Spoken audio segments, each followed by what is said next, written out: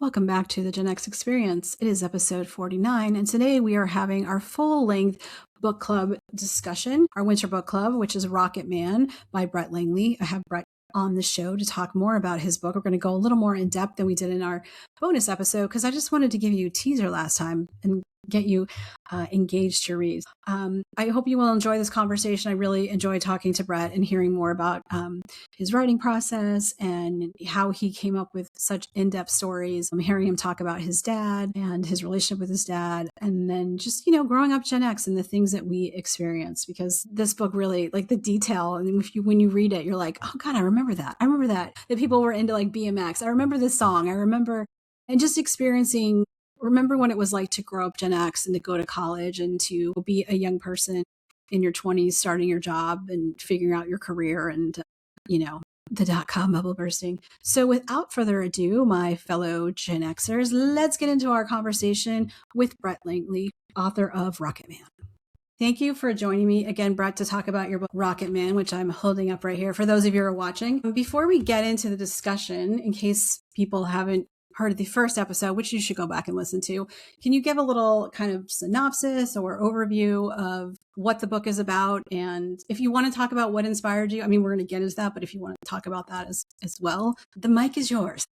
Well, thanks so much. Thanks again for having me. I really appreciate it. Loved our discussion we had. So as you mentioned, yes, I'd love people to go back and listen to that again. But so I'm the author of Rocket Man. It is a True Crime GenX Memoir. It's a reflective book piece. It's a book that I wrote about the years growing up and those that I had with my dad before I lost him to a home invasion robbery at his house in the suburbs of Detroit.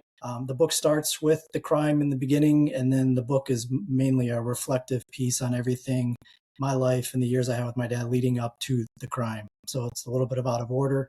But I wrote the book just as a reflective, creative piece to pay tribute to my father and share some stories and experiences that I had growing up that I loved. Gen X. That was pretty much the purpose behind it. Did you find when you wrote this, that it was cathartic? Like, did it give you any peace? I know at the ending you do like an alternate ending, which I love, because having lost my parents, I'm like, you go through that. What if this? What if that? And did it help at all with the loss, or did it bring any peace? Because you really didn't get closure on his murder. So it did bring me a lot of peace because, just getting very deep into the stories and the memories that I had with my dad, it was really a great way for me to kind of go back in time and relive those and be a part of them. Like you mentioned, there's nothing you can do to bring somebody back when they're gone. Once they're gone, but I don't know, in my mind, it was like, a way to keep his memory alive. It was a way to just, like I said, really revisit all those periods that I loved so much. So yeah, it did help. It did help a lot. And it was something that, I didn't write the book, and I wrote the book many years after the crime. So the crime happened in 2008. I started the book, I think maybe 5 to 7 years after the crime. I didn't get too far with it. I kind of put it on the back burner, and I thought about it so much. I just it's one of those things that I just really wanted to complete as as something in my life. So when it came back around, like in 2022, 2023, when I really, really put all my effort into it, it just felt good to complete something that I sought out to do. Like I said, there was a lot of great stuff. And, like the stuff like that was really helpful is that, the early days, like in the late 70s and early 80s, I would go back and talk with my family members and get some of those details when I was really young. And so I didn't remember a lot of it. So it was kind of fun to interview my own family and get some of that background and some of the stories that I really didn't even know about because I was so young. Yeah, I was going to ask you about that because I noticed it was so detailed, and you really felt whatever you were doing, whether you're going to college or road tripping or, moving to California, or when your parents split up and you moved to Atlanta, it's so detailed that you feel like you're right there with you. And I was so impressed because I'm like, how does he remember? And I know when you start thinking about things or talking to people, things will come back, but I feel like there's still, it's hard to remember. Yeah. Like you said, when you're little. And for me, I feel like sometimes the 90s are a little blurry because I was like a teenager, then college, and then 20s, and I'm like, I don't know what year was what, but Did you find when you started writing, and then in addition to the interviews, that things just started to like really come back into your mind? It did, but like I said earlier, I thought about this book so much over the years that there was, a lot of the chapters I had thought about them so much that I was really able to develop on how I wrote. Like one part of me almost happy that I didn't complete the book when I originally started it, like 5 to 7 years after the crime, because I feel like with all of those years that I had to really think about it and really pick the pieces that I thought that I wanted to elaborate on, I was able to develop it better. And I feel like I did a better job of writing the book, the longer I waited, because I really got to weigh everything out and which pieces I wanted to include or not include. So,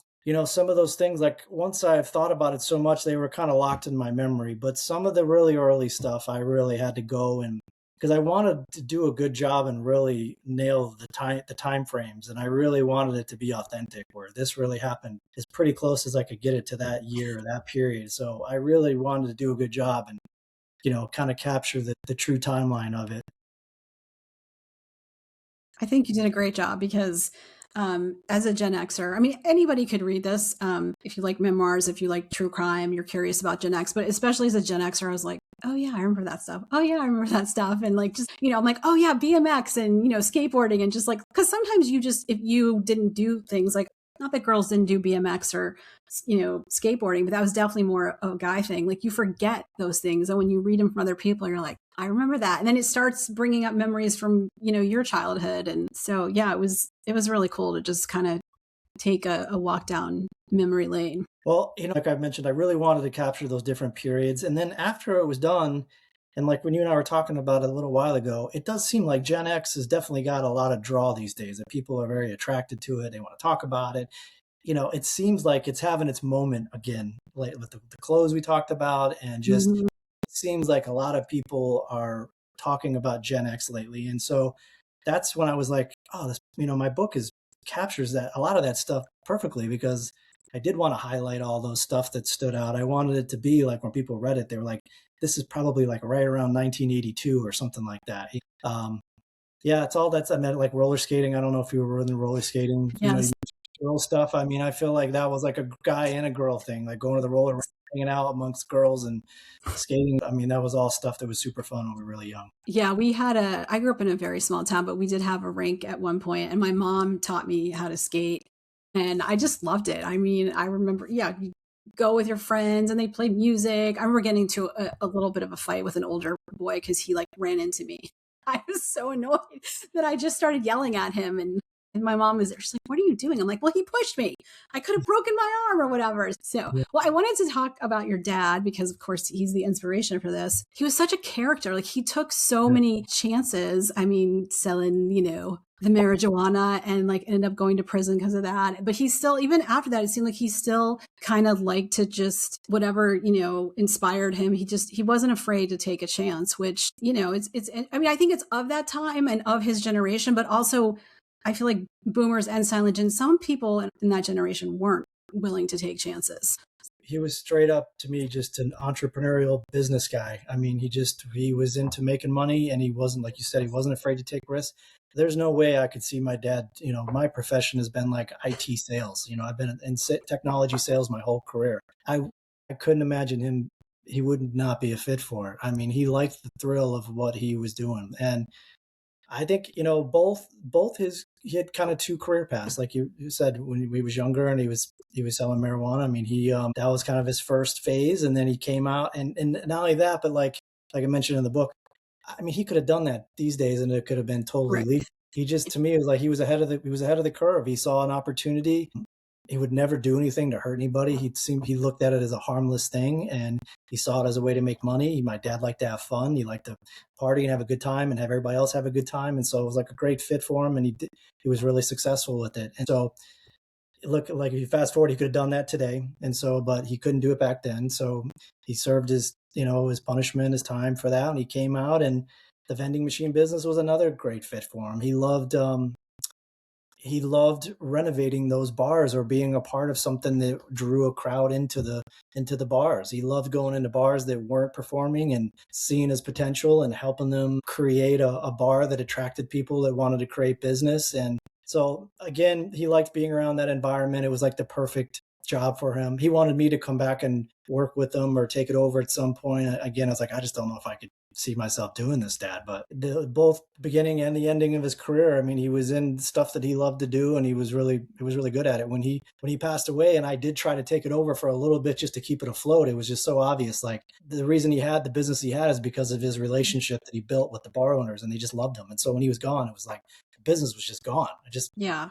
went, Yeah, and you got the sense from you talking about him that he was like very personable. And yes, the business, what businesses were success because of him, that yeah, people, because it's when you were talking about in the book what happened after you passed away with the business, I was like, in that company that took you to court, yeah, I'm like, what a bunch of jerks. I mean, like, you terrible. know, It's not a great industry. It's not a yeah, real, it's a cutthroat industry. It's a terrible, I mean, it's a rough industry. And yeah, there's no contracts, no agreements. I mean, it's probably evolved and changed so much, but back then there was just nothing. I used to get so, when I would talk to my dad about it, I was always so nervous about it because I was like, Dad, there's just nothing protecting you from any of this stuff. My dad was so generous with his money that he would loan people money all the time. There'd never be any contracts. There would never be anything. He'd be like, he just shake a hand, someone in the shake a hand. That was the agreement. right. When he passed away, there was so much money out there that he had loaned out that everybody just was like, that there was like no way to get any of it back.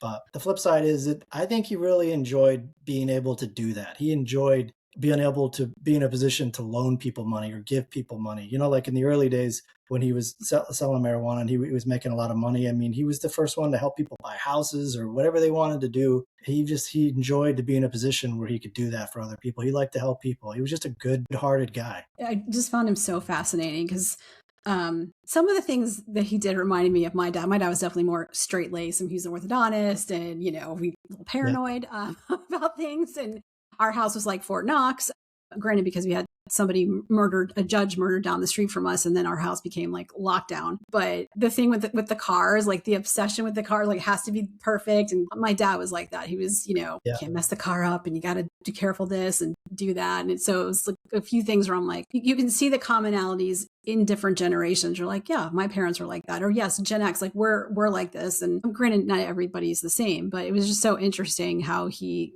loved cars. Yeah. He was I mean, fashion, style, cars, music. I mean, it was just that was right up his alley. And I mean, like that Eldorado was the worst part about going through that house after the crime, to see that car completely destroyed and burned up in the fire, because it just was his pride and joy. And it was like a 1995, I think. I think it was a 95. No, it would have been earlier than that. Maybe like 92, 93, but it had no miles on it. He never drove it. He always had these work vans that he would use for his job and just drive around in those. And they weren't nice. They were just beat up vans. But that car, it didn't have any miles on it at all. So it was heartbreaking to see that car. Yeah. And I have photos. That's kind of one of the photos I took when I went through the house. I have the photo. You could see that car, and it's surreal to see the roof burned off the house. The car looked like it was almost like melted into the ground because of the heat was so intense that the rims kind of melted into the garage floor. Just it was brutal. I mean, I can't imagine, getting that phone call in the beginning where it's like your dad's missing, and then you find out that he's been murdered, and and he died such a horrible way. And that's just so nobody wants to get that phone call. And just having, you're not in the same place as him. You have to get on a plane. So then you're sitting on the plane just thinking about, you don't know what you're going to encounter when you get there. And then you have to deal with the court cases and the police. And then, of course, the estate stuff, which is a whole other pain in the ass. How did you, I mean, I know you talk about it in the book, but how did you get through that time in the beginning? And since then, because it's not like there's somebody in jail, but and you can tell from, your book too, that not everybody that should be held accountable is held accountable. So how did you deal with that when it happened? And then, subsequently the years after that? Yeah, I think I mentioned in the book, but it really did come down to the love that I had for my wife, my newborn son, having that immediate family close to me and a part of my life is what got me through that. If I would have just been a single guy by myself and that would have happened and I was just living in an apartment by myself, I don't know if I would have handled it as well. I would have probably, I don't know, and there were certain things about it. There was, the relationship I did have with my dad, I took a lot of comfort in that he passed away unexpectedly, but he knew how much I loved him and vice versa. I had that as well. It wasn't like I had this, bad relationship with my dad and then he passed away and I had all these regrets. I wish I would have said this or I wish I would have done that. I didn't have any of that. So that helped out a lot too. But it was my immediate family. That dream that I mentioned in the book where I got to kind of talk with him a little bit after the crime in my dream, I really do feel like that dream, that was his way of kind of coming to me and saying, I'm fine, I'm in a better spot. Don't go down a dark path with this thing because nothing's going to change. It happened, it's over with. Move on with your life. You got a beautiful family. You're doing really well with work. Just focus on that. Don't go down this dark path because I could have easily just been obsessed with the crime and but it wouldn't have changed it. You can't, that's not going to change anything. So I'm happy that I didn't go into this real dark place and focus on that for a really long time. So I had good things going on in my life that allowed me to move on from it. And I just wanted to, I kind of felt like he was watching over me and he was watching me live my life. And so I didn't want to disappoint him. Yeah. Yeah. I know you mentioned Rocket Man by Elton John when you hear that playing and the last conversations you had with him, it wasn't, because sometimes you read books, you're like, oh no, this person, you had an argument or you didn't get to talk to him. But yeah, you Yeah. got to tell him. He knew how you felt. And I think, Yeah. that's important for anyone. It's funny when you were talking about, waiting for a sign from him or when you hear the song, like I've had the same kind of things with my parents, being gone. Like sometimes I'll hear my dad loved Neil Diamond and every once in a while that would come on, or like after my mom passed away, I would like smell her perfume like in the house. And then we were moving my dad and my sister and I were two different rooms and I'm like, it smells like mom's perfume. And then she ran in the closet and then went to the other room. She's like, oh no, now she's in here. So like I feel like, some people don't believe in that and that's fine for them. But I believe in it. I do I believe do in it. too. I do. I don't know if it maybe just helps, but I do believe in it. Like I don't know if you can see it in this cabinet back here, but that's the black marble urn that his ashes are in. I wrote about it in the book, but I don't know if you can see it. So his Yes. ashes are here in the house with me, and I know I mentioned it in the book, but as a way to pay tribute to my dad over the years after the book had ended, is that I've probably had 7 or 8 ski trips where I've put his ashes at ski resorts and really cool places with good views up in the mountains, and now it's something my son and I do together. So that's kind of, but I still have some of them. I have like 3 or 4 resorts that I still want to go to and spread them. But one of the things you mentioned that made me think about this is that it was just either this year or last year on the night of his crime, the night the crime happened with him. We associate that crime, he probably passed away around 11 o'clock at night on February 27th and in 2008. And so I think it must have been, I think it was maybe, I don't know, maybe last year or even this year. But everybody in the house was asleep and in bed here. And at 11 o'clock on the 27th, our TV in the living room just turned on all of a sudden. It just kind of freaked me out a little bit. Like I don't know, something happened there, but it's just weird that it happened right at that exact moment. Yeah, I fully believe they send us, messages because I've had weird experiences, not just with my parents, but I remember being in high school and my mom's dad passed away, and I remember being on the bus in the morning, and I just had this really weird feeling that came over me, and I didn't know what it was.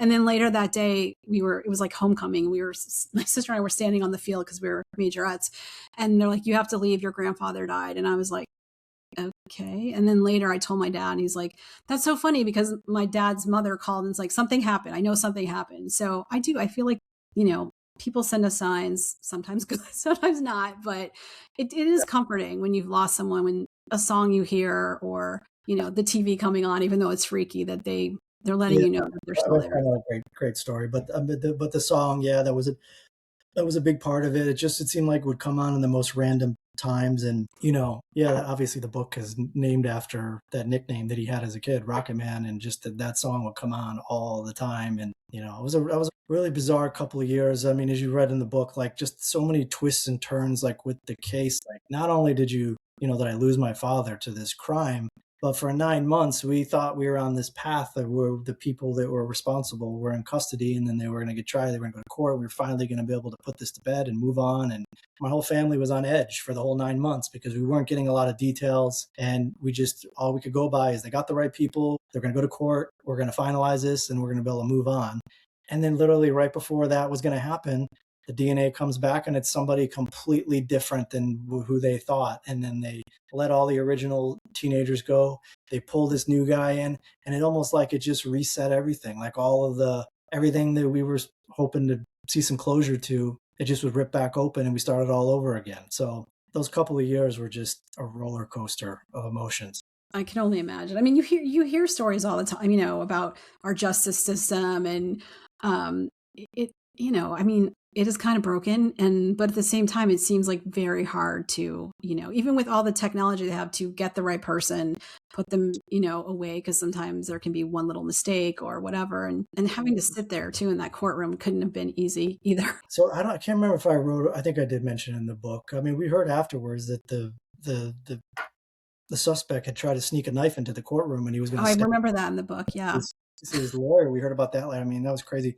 I mean, the way that the part that was was awful is that it felt like to us it was that court case was everything. Obviously, my dad, to me and to my family, he was such an important part of our family. He meant the world to us, and so getting some real closure on that was something we all had wanted. And it just felt like my dad didn't mean as much to the Detroit Police Department or whoever as us, obviously. So it just felt like we got somebody in custody. This seems to be a match. This is it. We're done. Let's move on. We got other things. We got other things to worry about. Other cases. There was a big thing going on with a high up executive at that time. And it just felt like they just were like, we got a guy. Let's move on. That's it.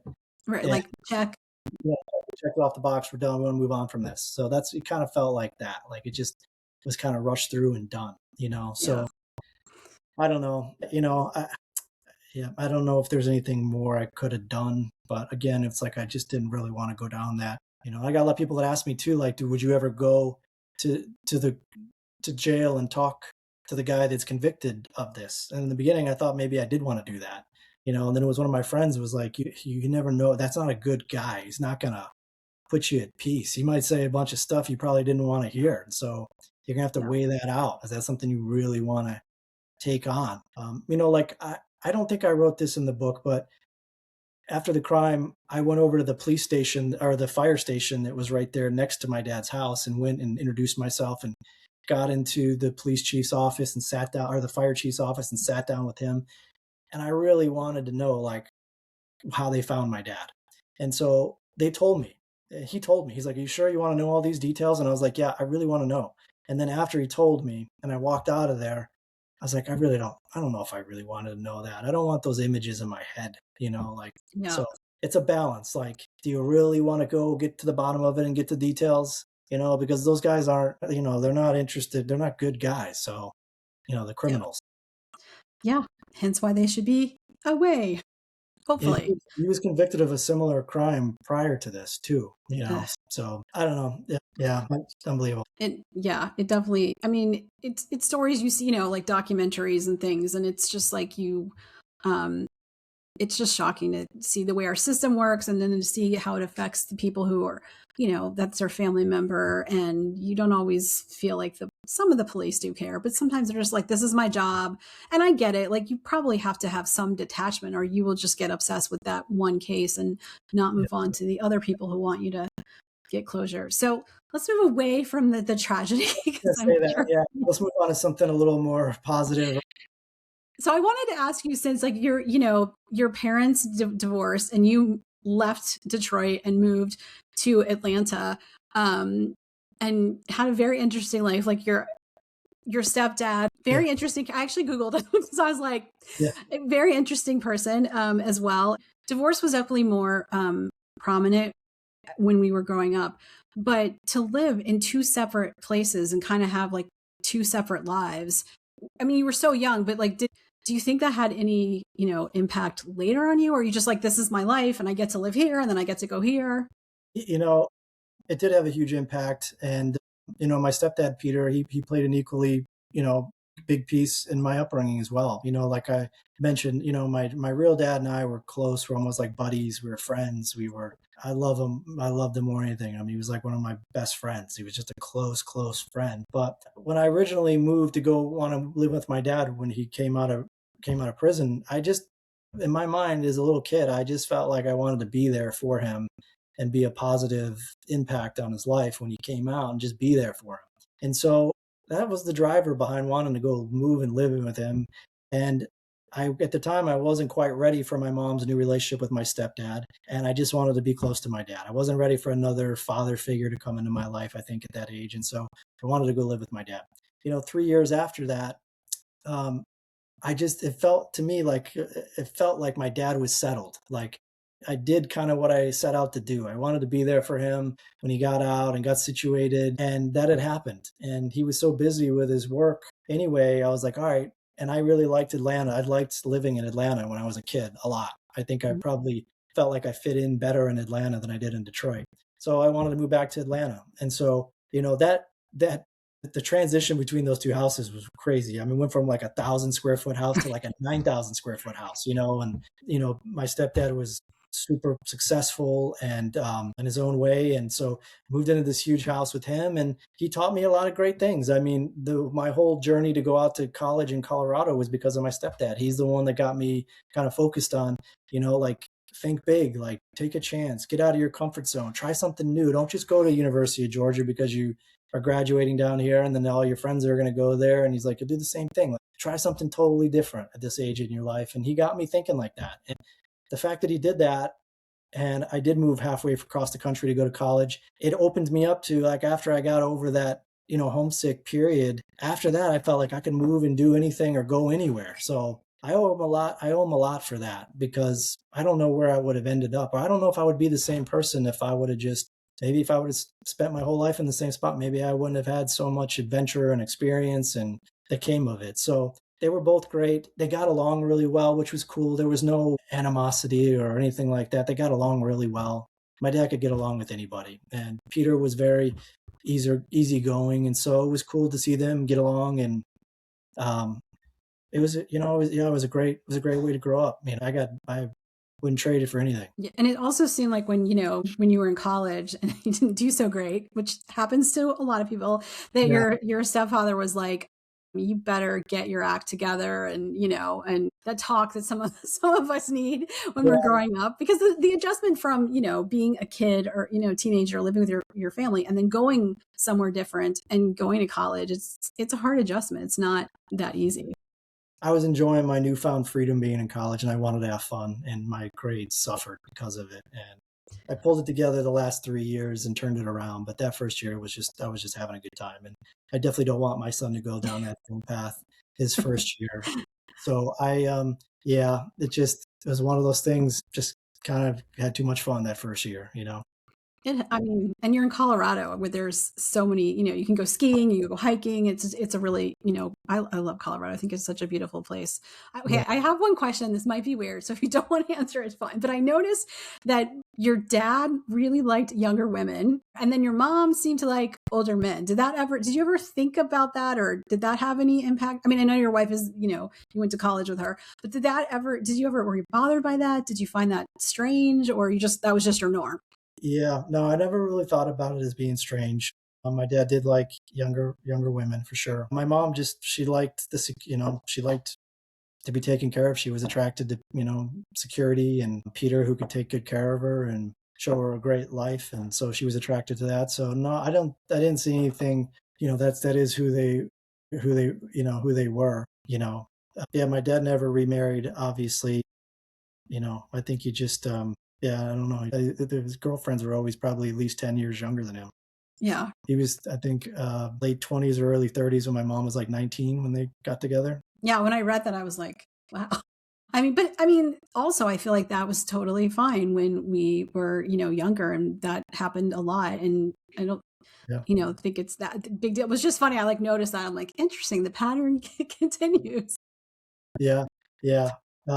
Yeah, no, that is the pattern, and that is how they were. And no, I never saw it as anything weird. I mean, Peter, even though he was older, he was very young at heart. He had a very young spirit to him. He was a lot of fun. So he was funny, he had a very young way about him. So it was kind of had the best of, kind of both worlds. Did he have more than just his son? Did he have other kids? So did you Yeah. kind of, experience not just being the only child, or were they a lot older than you, or? Yeah, they were quite a bit older than me. So he had two boys and a daughter. right? So Peter Jr., um, who I was obviously close with from the book. Then he had another son, David, and then his daughter, Dana. They were quite a bit older than me. I do remember there was a point with like David where I was like, "You're gonna be my big brother," like all those things. He was like, take it easy. It was, Right. strange. So they were a little older than me, but I got close to them, and each of them in their own ways. But I was never really like having like a. I mean, Peter Jr. would definitely be the closest that I would have had to like a sibling or a brother. Um, Dan and I got very close at one point when I was younger. We took this family trip that was really fun.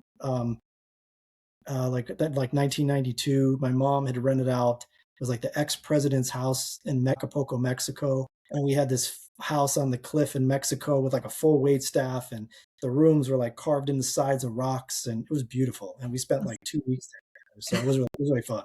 That's definitely something that, not everyone gets to experience and, that becomes a Yeah, memory that you. So speaking of Peter Jr., you got to work with him. He's a documentary filmmaker, which is really cool. And I know that you wanted to go into film and then it didn't work out because, I mean, that's such a hard business to get into. But it seemed like it was still like a learning experience, but very cool to kind of be on set and to be part of a documentary and kind of see how that whole thing works. yeah. Coming out of college, I had just big naive dreams about wanting to do it. I just felt like I was going to move out there. I'm just going to get involved. And I was so confident in my like creative side that I just felt like I was going to find a spot and that was going to be it for me. And it was going to just take off from there. And it's just like you get out there and you realize it just doesn't work like that. You got to put a lot of time into it. It's like there's a million other people thinking the same way. Hollywood, it wasn't as glamorous as I had thought it was. So I was just young. I was, 21 years old, I think, when I did that. And so I just felt like I had a creative side with it. I mean, like with this book, I mean, I was able to revisit that side of me that I kind of put aside, I feel like, for many years working in the corporate world, corporate tech, and so the book was like me revisiting that side of me that I had. And now I felt like I had some real content that I could actually write something. Because when the book first started off, I wrote it as a script, a treatment for a movie is how I originally wrote. But it's like I didn't really know how to write it like that, and so I just changed it to write it as a book and kept it as a book from then on out. And I know you mentioned in our last conversation that you like would love for it to be a movie. I think it'd be a cool like mini series or limited series, Yeah, especially how you do the non-linear yeah. treatment that you kind of go back and forth. And I mean, I always like that because it You takes your know, head here and then there. to me, in my mind, still, I feel like if the right people got a hold of it and they even saw the way I saw it a little bit, it could be made into something really cool. And that's kind of what I hold on to. And maybe at some point that will happen. So, like recently, I sent it to some literary agents and I sent it to United Talent Agency through a connection that I had, and they read it. And they were like, it's a beautiful memoir. It's like equally heartbreaking and heartwarming. It's a beautiful memoir, but I don't think we're the right fit because of the nonlinear structure. That's what they said. There's probably more to it than that, but Mhm. they said something like that's very hard to pull off, And when I thought about it, it would be hard to pull off, but to me, the way I think that you would do it is you would shoot it linearly, like normal time frame, and then you would just edit it out of order.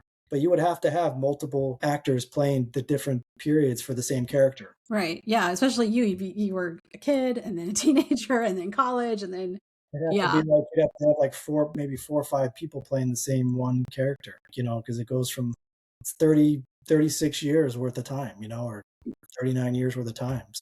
It But covers. it'd be so cool to see like the world that we grew up in, just like Stranger Things. I think part of the appeal of that show was because it was like our childhood without with we didn't have the scary monsters, but just to see like the 80s, recreated the skateboarding, the BMX, and then the music, and when rap came in, and then heavy metal, like just it'd be so. I mean, as a Gen Xer, like I love seeing our life come to life. So I got so excited when they put that movie out mid 90s a while ago. Mm-hmm. So excited about that. And I was so disappointed in that movie. I don't maybe because I had such high hopes for it, but that just didn't hit the mark for me when it comes to like a 90s Gen X movie. I don't know if it did for you, but I I watched it and I just didn't really attach to it. Like I felt like that just didn't do it for me. And that's Yeah. Yeah, Because that's the one that Jonah Hill did, right? Is that? Yeah, I was like, did you actually remember the? Yeah, it didn't feel like. Right to me. I was thinking about No. though, he was probably like 8 years old, and you know, when that came out. So maybe that's just, you know, different age groups. But um, yeah, I don't know that. Like I said, if the right people got involved with it, I think it has a lot of potential. I think it covers a lot of different emotions. I think just recapturing those periods would be really cool. Um, there's just a lot to it, and I would be open if, like, if, you know, people said, "Hey, we like this, but we don't like this. We want to change this or change that." I mean, I'd still be open to it. Would you want to, like, say, sell the rights to it, or would you want to, like, you write it, or you if or have some other screenplay, someone who's famous write the Unless screenplay for you? somebody wanted to take it and completely modify it completely to a different thing. If that's not the case, and it was going to be kind of true or somewhat true to the book, then I would want to be involved with it. Like, some of those chapters and some of the stuff that's in there, I have such a strong, like, vision of how I see that, or even some parts of it. So I would want them to at least show them what I'm thinking there, and then they decide whether they think it makes sense or not. But some of Yeah. the imagery that's some of my head, like, I see it all the time. Yeah. I mean, you lived it, and and I think Gen Xers have we remember certain things in our childhood, exactly how it looked and what we were wearing and the music and everything. One of the things I loved about your dad too was it seemed like if you're like, I want to do skateboarding, I want to do BMX, I want, like, he just was like all in, and wanted Yeah, to encourage whatever you wanted to pursue, which is yeah, amazing.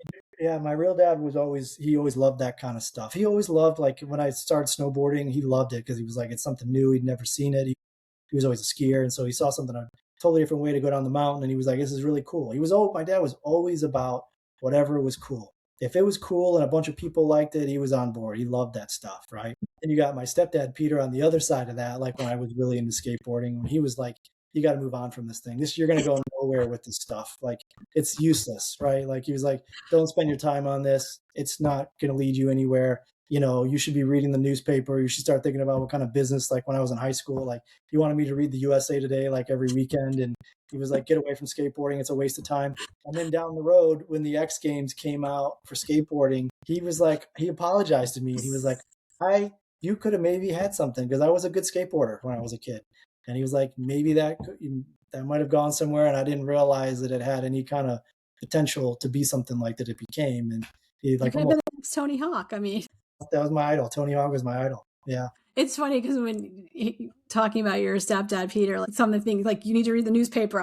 That reminds me of my dad, because he'd be like, you got to get good grades. And when I got my first job, he's like, you got to be first in and last out. Meanwhile, my dad never worked in corporate; he was an orthodontist. Neither one of my parents experienced corporate life, and I'm like, what? And then they were, when I was moving different places, because in advertising you have to do that, they did not understand.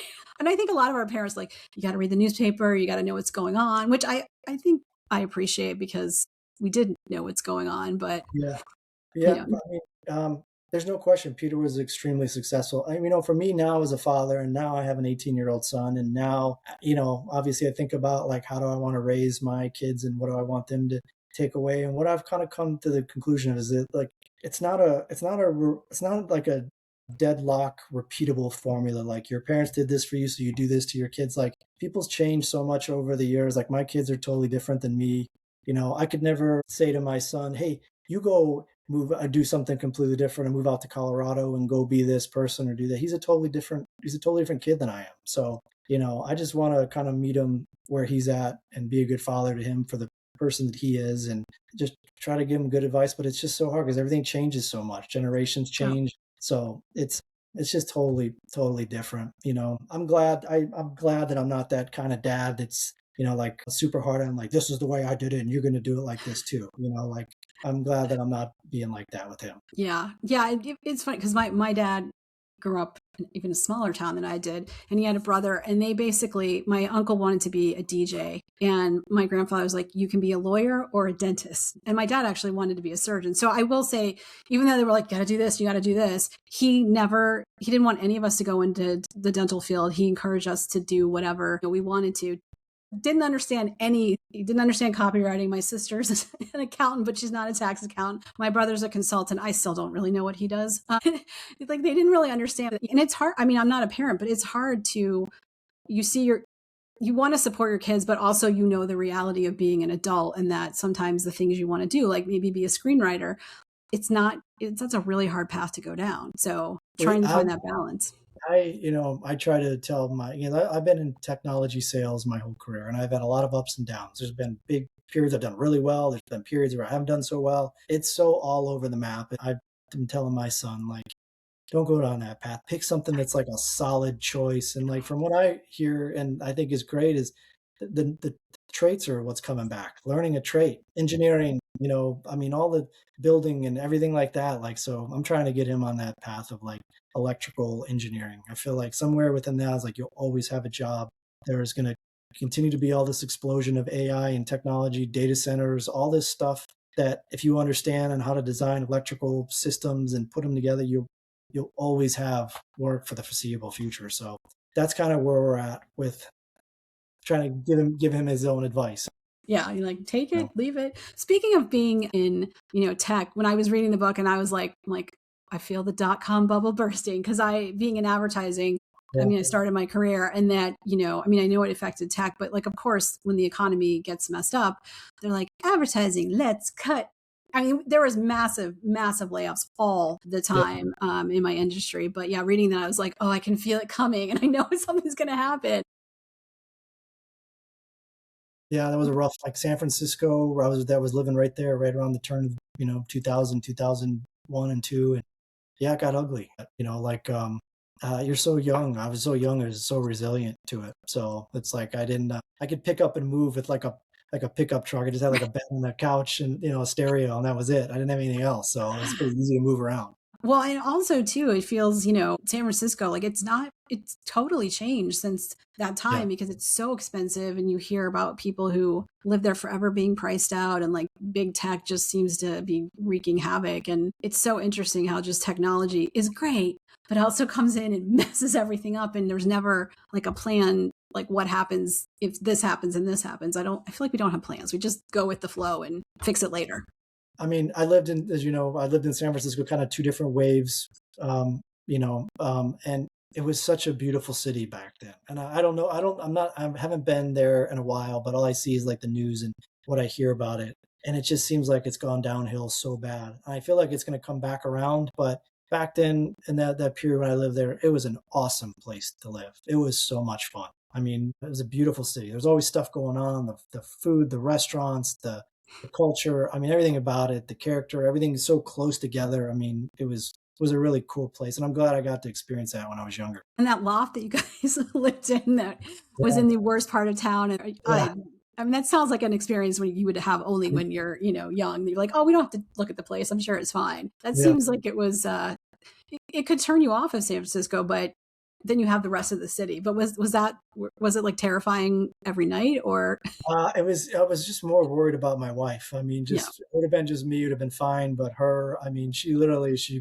packed up and moved from Denver to Orange County to move in with me, which was a beautiful beach town. It was gorgeous. And then I got this job offer up in the city in San Francisco, and she had always wanted to live in San Francisco, so we just moved up there. And when the dust settled and we were in that loft that you talked about, I was like, oh, I felt like I made like a really bad mistake. I felt like I got, enticed her to come move in with me and provide this great life with her. And then I moved her into this apartment that was awful. Right. And so I was really worried about it. But, you know, it just, the timing all worked out. It was right before our wedding. Our wedding, we came back from that. We were on cloud nine from that. And I was like, all right, now I'm just going to focus on getting us out of this place. And it worked out.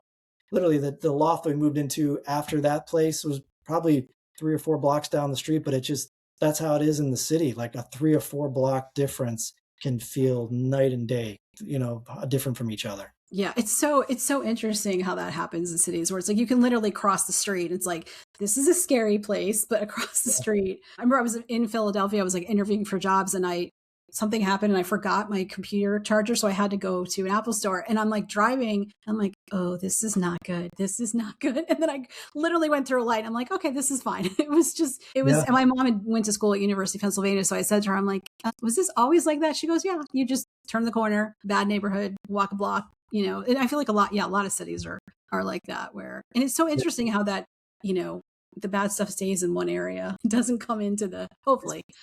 San Francisco, when I would, like talking about bad areas or bad stuff, back then, it didn't feel like a very violent city at all. You never really too worried about like violence. It just maybe homeless and it was gross or, Right. weird. You got some weird, drug addicts or something on the street, but it just wasn't a very violent. It didn't feel like that. You never were really like worried about your life or anything. It just, rough neighborhoods and drugs took a hold of it and poor people, homeless people, and that's the bad part of it. But Yeah. yeah, it was a beautiful city. What else? Anything else that jumped out So, at? well, so what does your wife and what does she think about you writing, because there are some parts like, and we had sex, and we, like, what did she think about writing, your story, not just your story and your parents' story, but, your love story and, your early life? What did she think about? Yeah, yeah, no, she loved it. I mean, she read the very original version, which I feel like was pretty bad. And she liked it. She's like, it was great. And then right before it went to kind of final editing, I wanted her to read it again because I changed so much of it. And she gave me a lot of really good feedback at the end that I made the changes that I feel like improved it a lot. Like, you know, just young, when I was really young, I don't know, there was stuff she's like, there's a lot of this stuff that's very similar. You should maybe cut some of this stuff down. So I cut a lot of it down. The part you mentioned, like our love story, having sex, that kind of stuff. I felt weird like writing it and not including that or keeping part of it because I wanted it to be authentic to how things were at that period, and I didn't want to like like there's no other I don't have nothing in there about another girlfriend or anything like that. So I noticed that. I'm like, I yeah. wanted to just I joke around with her about it, and I was like, people are going to read this and think you married the 40-year-old virgin.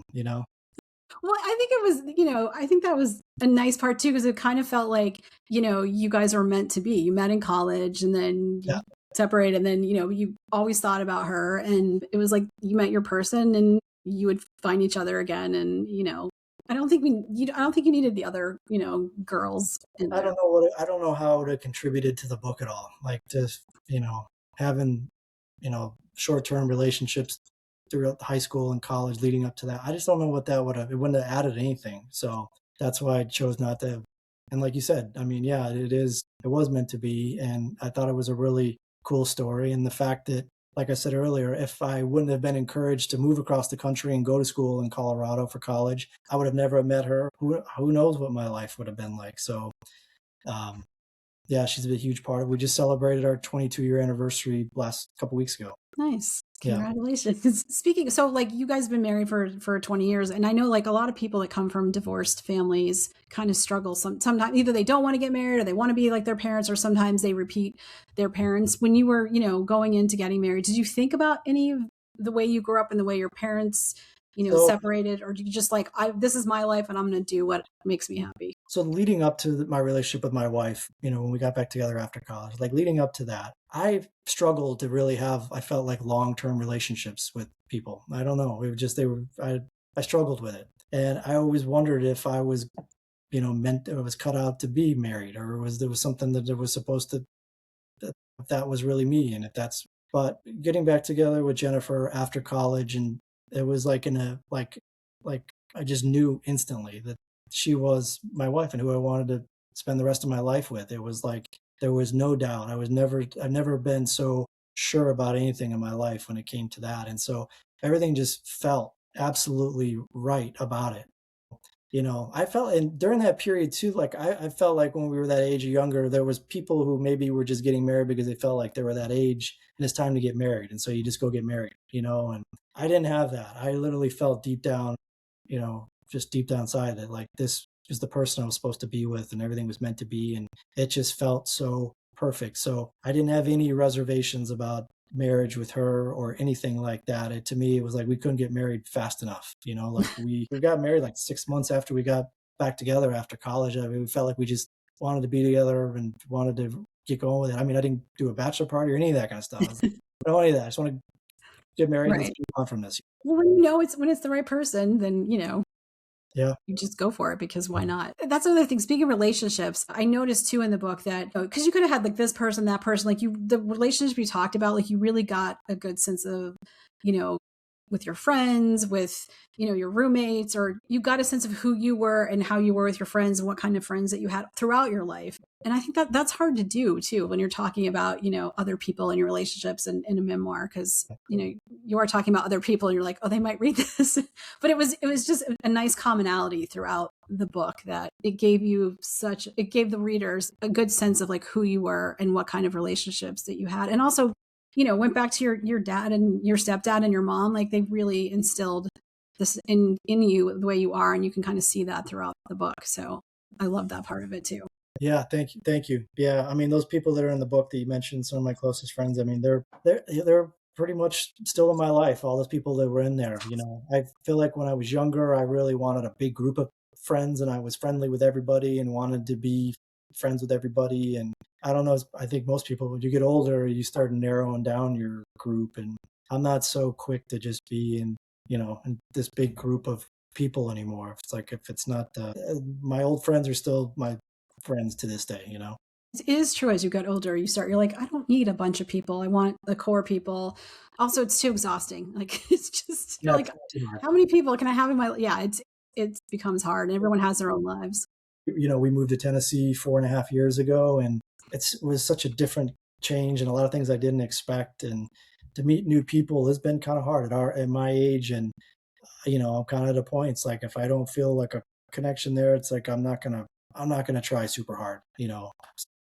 Yep. Yeah. Actually, one of the topics I'm covering this year on the podcast is like why it's so hard to make friends as an adult, and maybe hopefully getting people on to give us some tips because it's exhausting. And then when you think you meet someone, you're like, okay, and then they just disappear, or like you're always putting in the effort. You're like, I'm too tired for this. I'll just stay home on my couch. It's fine. Yeah, yeah. I mean, yeah, we're pretty much homebodies. I mean, we're always home together. We're a pretty tight unit as a family. So it was nice to move from California to Tennessee and have a little more space with the house. Our house in California that Canoe Pond house is pretty tiny. Yeah. Good old California. It's a huge state, but I feel like everywhere is just so expensive. Yeah, it is. It's beautiful. I don't have anything bad to say about it. I love it. I think it's a beautiful state. I think it's a great place. Both my kids are born there, obviously. I love that you can like be on the beach in the morning or whatever, and then drive a few hours and you can be in the mountains. And there's not a lot of states like that. I think California might be the only one. It's got everything. It really is. It's a really beautiful place. And I think you could read in the book, like I was drawn to it from a very young age. All those heroes that I had, like you mentioned Tony Hawk and all the bike guys and the music that I liked. I just felt like I was just like drawn to it. So And you spent time with your dad there too. So I feel like that. Yeah. and then Because did you ever find the place that you lived? I did, Yeah. yeah, I did it many years later. It's weird. I was at a stoplight. I looked for that place for probably a couple of years after we moved there, and I couldn't figure it out. I couldn't find it, and I was at a stoplight one day, and I was like, "Oh my god, I think this neighborhood might be the place." And then I like drove in the entrance and went to where I thought it would be, and I was like, "This is it." I found it. It took me a couple of years to find it. Nice. Awesome. I couldn't believe it. Yeah, it was really crazy. Well, we went on longer than I thought, which is fine because there was a lot to talk about with the book, and I wanted to give the audience a chance to hear more about it. Are you planning on writing any more books, or is this like one and done? Or Yeah, I think it's a one and done. I don't have any plans to write anything more. I mean, it's something I wanted to write, and I put everything I had into it, and I put a lot of effort, a lot of time. I don't see me really writing anymore. I feel like that's like that's the best I got. I don't think I have anything better than that. well, also this is besides your kids, like this is your legacy, and you've left. You told your dad's story, you told your story, your mom, and your stepdad and your friends, like this, and your love story. Like it's not many people. Maybe some like your great grandkids one day could be like, oh look, you can read this book and get to know you, and I think that's really cool. My son read it, and my son last year in school he read it, and I thought that was really cool that he got to see kind of the background. And we just one more story for them to wrap it. Like 2 weeks ago, we decided last minute to take this ski trip to Snowshoe in West Virginia. And skiing with my dad was always my favorite thing, and now it's become the favorite thing with my son. And when we took this trip up to West Virginia, the timing of it all lined up perfectly. Where my favorite photo that I have with my dad is this photo of me and him at the top of Aspen Mountain. When I drove, a freshman in college, I drove from my dorm room at Colorado State out to Aspen. My dad flew from Detroit to Aspen, and we spent a week skiing together. And we had this photo up at the top of the mountain, just the two of us holding our skis. You can see the blue skies in the background. It's my favorite photo I have with my dad. And so I was 18 in the photo, and it was right before my dad's 50th birthday. This past trip I just took with my son, we hired a photographer. We recreated that photo wearing the same clothing. And my son is 18, and I'm right before my 50th birthday. So the ages are exactly the same. So we recreated a photo. He understood I was like, Jake, thanks for doing this for me. I know it's not something. And he was like, I get it. He's like, I get it. It's a big deal. I understand. I understand how important that photo is to you. And he was like, he loved the fact that he could recreate this with me. And so I love that. That's great. All lined up, And I think the book is just like, the book to me is crazy how it's a true full cycle of life. I was born when my dad was 31. My son was born when I was 31. And the book kind of captures everything in between there. So it's a true cycle of life between a father and a son. Yes. And I think that's the perfect way to end it. If you have not read the book yet, go to Amazon, pick it up. There's lots to explore and unearth and enjoy. And if you want to take a walk down memory lane, it's there. And also just to explore, a son paying tribute to his dad, who unfortunately lost in a tragic way. So thank you so much for writing this. Thank you for being on the podcast. Thank you so much for being the second book in our book clubs. Thank you so much for having me. I really appreciate it. I appreciate your time. I love the discussion. I really appreciate all the questions, the interest, the fact that you just took the time to read the book. So thank you so much. And I really appreciate it. It means the world to me. Well, thank you so much to Brett for joining the podcast again to talk about his book, Rocket Man. Thank you for being our winter book club pick. You can find all of his information in the show notes, especially a link to pick up the book, available on Amazon if you haven't read it. I highly recommend it if you want to take a little trip down memory lane and also read about, a father and son relationship that was just so lovely. This is such a nice homage to Brett's dad. Go pick it up, support a fellow Gen Xer. And we will be picking a spring book coming up soon. If you have any suggestions, please let me know. And stay tuned for content coming in April, where we will be talking about the Gen X CEO. Are we CEOs? Are we not CEOs? Are we struggling? Are we not? We'll have conversations. Until next time, my fellow Gen Xers, don't you forget about me, because I won't forget about you.